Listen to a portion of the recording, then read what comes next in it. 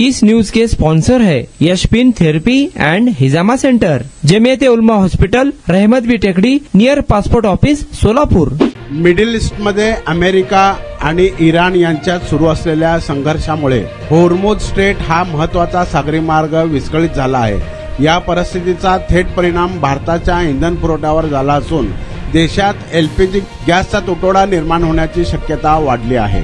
घरगुती गॅसची उपलब्धता कमी होत असल्याने केंद्र सरकारने सिलेंडरची साठेबाजी आणि काळा बाजार रोखण्यासाठी नवे कडक नियम लागू केले आहेत। केंद्र सरकारने देशातील गॅसचा पुरवठा सुरळीत ठेवण्यासाठी ग्राहकांसाठी लॉकिंग पिरियडची अट लागू केली आहे। या नियमानुसार ग्राहकांना एक ठराविक कालावधीनंतरच दुसरा सिलेंडर बुक करता येणार आहे। सरकारने ग्राहकांना 2 श्रेणीमध्ये विभागले आहेत।